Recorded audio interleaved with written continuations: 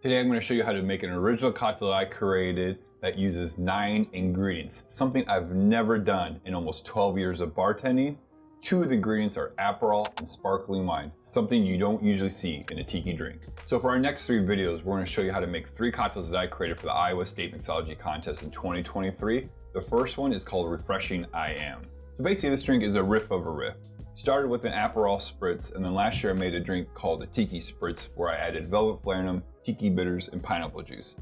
Make it a little bit more lighter, refreshing, and a little bit more approachable for people here in Iowa who aren't used to Aperol. So for the drink competition, we had to use sparkling wine or a sparkling rosé from Unshackled. Yes, that was one of the sponsored spirits that had to be utilized. Yep, and you have to use at least half an ounce. And I wanted to use something with rum based in it. And so it took us a while to kind of come up with the idea of this, but I remember I made this Tiki Spritz last year, which was phenomenal. You really enjoy it. Yes. And I was like, well, I think we can easily add rum to that. So working around with different components, trying a little bit of this, a little bit of that, we came up with just a 9 ingredient cocktail. Just. So do you want to go over the ingredients? Well, there was an aged rum of some sort. No, Plantation Pineapple and Smith Cross and pineapple juice and lime juice and Velvet Falernum. Aperol, sparkling wine. Are you including the mint and the cinnamon sticks and the nutmeg? No. The banana syrup, the Oleo Saccharum, and I actually think this is 10 ingredients. bitters. Have Tiki bitters and Saline solution. Yeah. So this is actually a 10 ingredient cocktail. Woo! So just a couple of things to make this cocktail. This might seem a little bit absurd, but there are a lot of more tiki tropical drinks that use a lot of ingredients. I mean, I feel like that's one of the biggest barriers to tiki or tropical style cocktails is the number of ingredients that they usually take. At least 3 different types of rum most of the time. Right, yeah, they're using multiple things to get different little flavor profiles and then a lot of modifiers to enhance those spirits, it seems like. So this is kind of ridiculous, but it actually all works very well together. So it's something that just, we played around with a lot of different recipes, a little bit of this, a little bit of that. I had 3 rums, we went down to 2. For instance, we made a banana Oleo Saccharum to kind of enhance the Smith Cross, then also go with the Velvet Falernum. So, and then, they all kind of tie into each other, the Aperol, the bitterness, but it also goes very well with pineapple juice. And it kind of really goes well with the sparkling wine because if you ever had an Inzoni, it's grape, Campari, and gin. So I already know the bitter component will work well with the sparkling wine. Right. So it all kind of really works well together, and let's just go ahead and build it. Yeah. All right, we're gonna start off with 4 drops of saline solution. What this is just gonna do is really make all the tropical flavors pop and give it a nice little brightness, so just 4 drops. Next, we're gonna do 1 dash of Tiki bitters from Bittermens.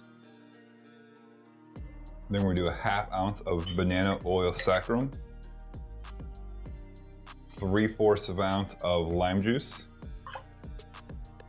Next, we're gonna do 3/4 of an ounce of pineapple juice. We always buy this really good store-bought brand just because I'm not gonna juice pineapple. So this works really well for us.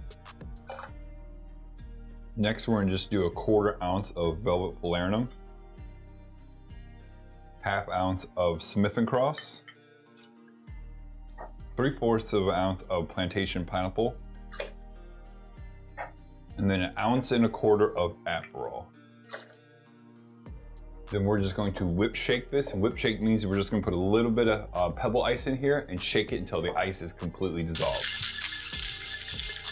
And then you're going to get a hurricane glass, fill it with pebble, and then fill it with pebble ice. And we're just gonna dump right in. And now we're gonna top it off with the sparkling wine. So I like to smack my mint against the top of the glass. That's gonna add aroma and release the mint oil to get a nicer smell of mint when you're drinking the cocktail. We're gonna add a fresh cinnamon stick right next to the mint. Again, what that's gonna just do is get a little more baking spicy when you're smelling the cocktail. And then next, we're going to grate some fresh nutmeg. Cocktails are more than just tasting. It's also about smelling and aromas. So this all helps bring in some of those baking spices and some tropical notes that you get while tasting it. Then we're gonna add a straw, and you're gonna add it right into like the backside of the mint. So your nose is forced to go into all this flavor. All right, so before we taste this damn good looking cocktail, yes. if I do say myself, or if I say so myself, right? Yes. We're going to try the sparkling wine by itself. Cheers. Oh, I almost didn't smell it. I mean, it smells like sparkling wine. Yes. But there is a nice kind of more grapefruit forward smell to it than most that we've come across. Again, we are not the most experienced sparkling wine people in the world.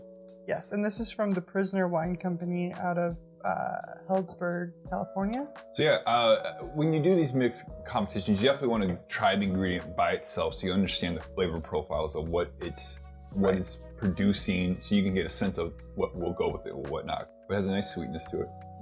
It kind of skirts that line into dry, but it still has a big, juicy grape flavor. I like it. I think it's really good. Yes. So now with this cocktail again, you're gonna get a big mint, cinnamon, and nutmeg. That's gonna be your first initial aroma of the cocktail. Pretty much the only aroma you are gonna get of the cocktail. Yep. Cheers. Oh yeah. There is a lot of flavor going on. But I think it all mashes well and kind of gives different levels of flavor and stacked together. I don't feel like I would say stacked. I would say it's so cohesive that all of the flavors kind of make one. You don't really pick out any distinct component except for maybe the wine. Right, because you know that's grape bean. That's the only grape bean component. But everything else just melds so well together that the line between what's what is blurred. I get that. Like, I guess I'm thinking of a kind of lasagna, right? You layer it all, and there's different layers, and you can taste those layers, but they all meld very well together. You know, like I guess how I perceive the drink itself. But then, now I want lasagna. You know, I think what's also nice is because you pour the sparkling wine on top.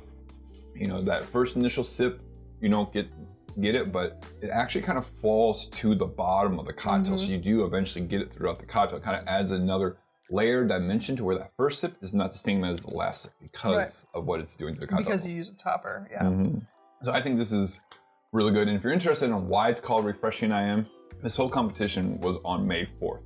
They want us to do one Star Wars themed cocktail. So I made all my cocktails have a Star Wars theme by whatever garnish I use. I use that as a lightsaber inspiration. So since we have green mint, Yoda wielded the green lightsaber. So in Yoda fashion, refreshing I am. Yes. So that's how we came up with that. I thought it was pretty clever. You laughed pretty hard when we were driving somewhere, and I was like, "What about this?" And that was a good one. So yeah, I hope you guys enjoy it. If you are able to make this or even give it a try, I definitely think it's worth it. It's a crushable summer cocktail. Oh, easily. But it's also a boozy cocktail because there's over 3 ounces of liquor in here. Yes. So go ahead and check out our last video where I give 5 tips that kind of helped me win I Was Best Mixologist 3 times. And I think that's just kind of also, you can look at them as some of those tips are into just making cocktails itself, learning about your ingredients and flavor profile and like pushing your boundaries of what you're comfortable with in the world of cocktail making. So cheers, everyone. Cheers.